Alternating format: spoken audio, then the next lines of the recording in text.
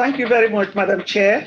Excellencies, distinguished guests, ladies and gentlemen, all other protocols respectfully observed. I just want to clarify that we are now hearing very well. I wish to convey greetings from His Excellency President Adama Barrow, the President of the Republic of the Gambia, and the entire Gambian nation. On behalf of the government and the people of the Gambia, I would like to thank PPD for organizing this important forum, which serves as a stepping stone in the achievement of the Nairobi Commitments and the 2030 Agenda for Sustainable Development. I would like to seize this opportunity to again congratulate Her Excellency Ms. Lindwe Zulu on her appointment as the new chair of PPD and other newly elected members. I wish them all a successful tenure and again want to assure them of my unflinching support as a board member of PPD. My sincere thanks and appreciation go to PPD for availing me the opportunity to serve as a panelist in this important inter-ministerial conference to promote South-South cooperation for attaining the Nairobi Commitment and the Agenda 2030. Ladies and gentlemen, excellencies, at the November Nairobi Summit, the government of the Gambia committed to ending all maternal deaths, unmet need for family planning and gender-based violence and harmful practices towards women by 2030.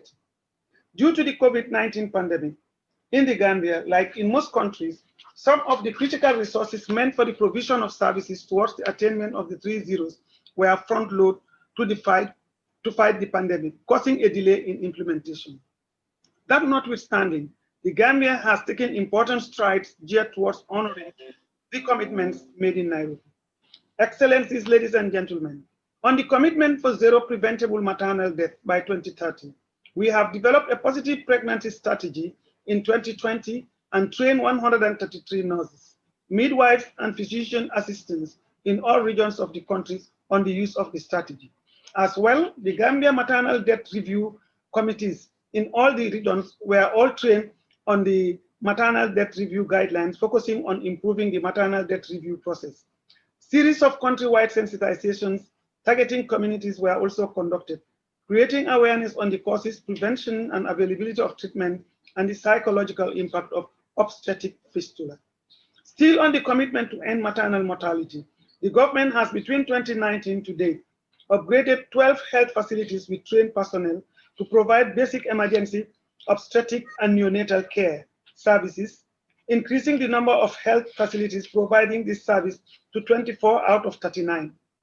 In the same period, 3 health facilities have been upgraded to provide comprehensive emergency, obstetric, and neonatal care services. These achievements put the Gambia on track for meeting its target of upgrading 6 health facilities providing CEMOC services and all facilities providing BMOC services for 2023 as a commitment made at Nairobi. On the commitment to increase the proportion of births attended by skilled birth attendants from 57% to 80% by 2022, according to the DHS 2019, 83.8% of all births are delivered by skilled birth attendants.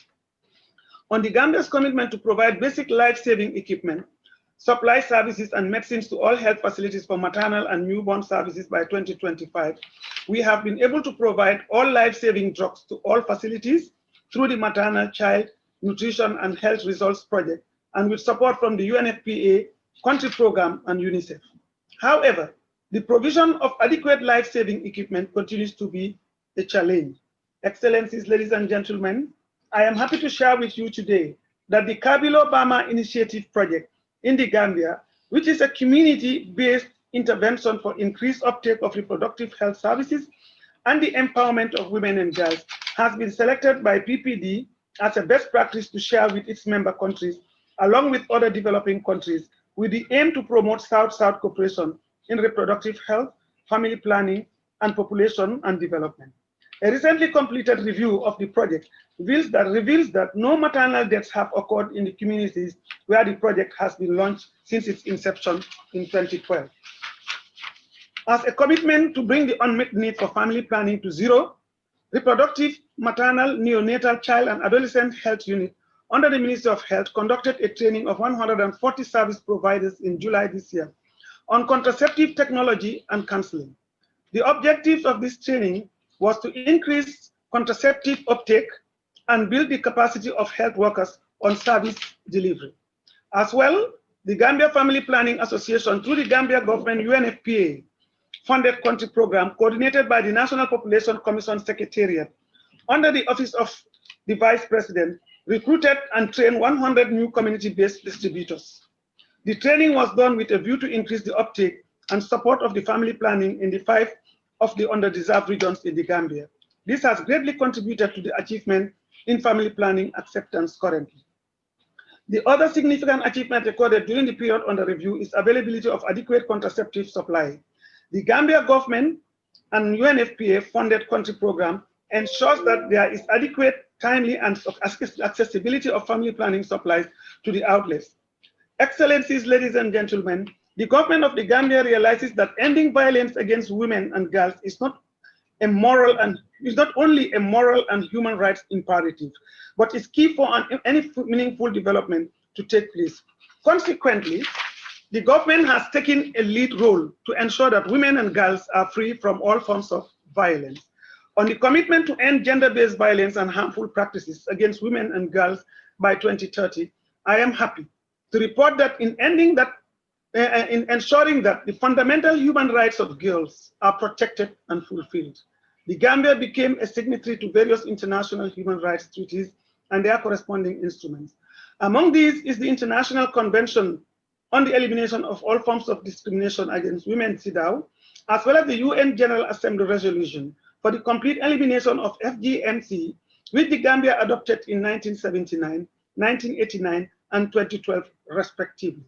As part of its commitment to implement the treaties and their corresponding instruments, the government legislated the Women's Act 2010 and its amendment in 2015, the Domestic Violence Act 2013, and the Sexual Offences Act 2013. Currently, the Women's Amendment Act 2015 and the Domestic Violence Act 2013 are being further amended to include emerging issues. In July this year, the Ministry of Women, Children and Social Welfare, with support from UNFPA, launched the free hotline on GBV 1313, which provides a 24-hour referral service to victims of GBV who can receive counseling and other services which are key to restoring the dignity and self-esteem of the survivors. The establishment and launching of the hotline is indeed another landmark in the history of protecting the rights of girls and women in the Gambia. Sexual and gender-based violence and FGM have been successfully integrated into the curriculum of all the health professional schools in the Gambia, thanks to the UN agencies in the Gambia. I am very proud of the UNFPA for giving us sustained support. The Gambia Committee on Traditional Practices and the Network Against Sexual and Gender-Based Violence for their support also, for engaging constructively. Similarly, with the support from the UNFPA and UNDP, tremendous achievements have been registered in terms of working with the Gambia Police Force against sexual and gender-based violence. This ranges from integrating gender in the curriculum of the police training school to the development of the gender and GBV training manual, the training of the trainers on the use of the manual, the establishment of and equipping a gender unit at the police training school. I was the consultant years back to ensure that these things were in progress. Followed by the training of over 1,500 police officers in gender and gender-based violence and the role of the police in managing crises of sexual and gender-based violence. The police, child, and gender welfare officers have been provided with tablets, and laptops are also being procured for them to facilitate the recording of GBV cases. The trained police officers are also supported to conduct sensitization programs through radio panel discussions. The work of the police, coupled with the efforts of NGOs and CSOs, have resulted in increased reporting of SGBV cases. Efforts are well being made to ensure that perpetrators are prosecuted. Both FGM and child marriage have been banned in the Gambia through legislations in 2015 and 2016, respectively. The Gambia would continue to ensure that all legislations that discriminate against women and girls, including sexual and reproductive health and rights, are repealed and replaced by new legislations in support of women's sexual and reproductive health and rights. Here, I would like to underscore the important role played by NGOs and CSOs, particularly women's rights organizations like GAMCOTRAP.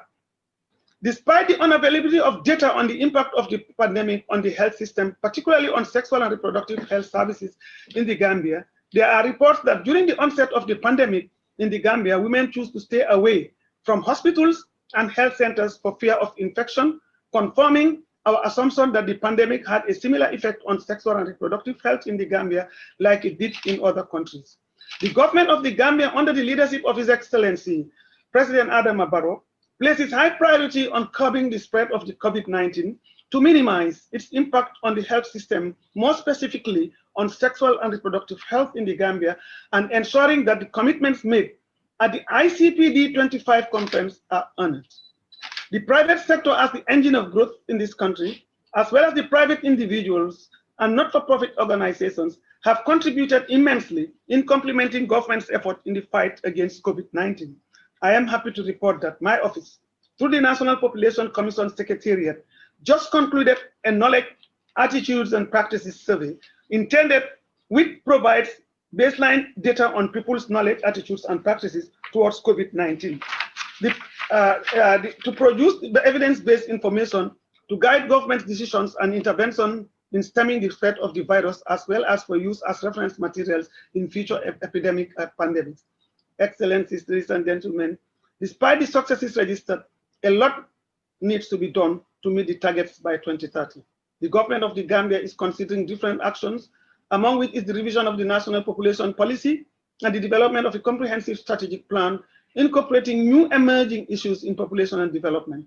As well, the government of the Gambia is considering the establishment of a task force for South-South cooperation in the Gambia. South-South cooperation is an important element of international cooperation for development and offers viable opportunities for developing countries in their individual and collective pursuits of sustained economic growth and sustainable development. We welcome efforts through South-South cooperation for increased sharing of knowledge, capacity building, and financial resources. I also appreciate the great efforts made by countries towards achieving the 3 zeros through guidance from the UNFPA, and would like to, on behalf of developing countries, appeal to UNFPA as the UN agency responsible for population and development to mobilize more technical and financial resources to help developing countries towards achieving the 3 zeros on time. Today, we are happy to see one of the veterans, my sister, Patricia, present here today to affirm her commitment. There is also a need to mobilize more resources from domestic sources, from other means, including South-South triangular cooperation, sharing of knowledge, capacity building, and technological and financial resources for achieving the 3 zeros by 2030. Today, we will hear about experiences from many countries regarding practical steps to promote SSC for achieving the Nairobi Commitment, and I hope we will all learn from each other's experiences. Finally, I want to take this opportunity to urge PPD member countries to continue promoting South-South cooperation for global advocacy to help achieve the 3 zeros by 2030. Let's all advocate together and ensure political support and investment to address the effect of the COVID-19 pandemic. If successful, this will put us back on track for achieving the 3 zeros and the 2030. We must work closely with non-state actors to advance sexual and reproductive health rights issues. They are closer to the grassroots and engage in effective advocacy, reaching out in the languages they understand. Thank you all for your kind attention. Madam Chair.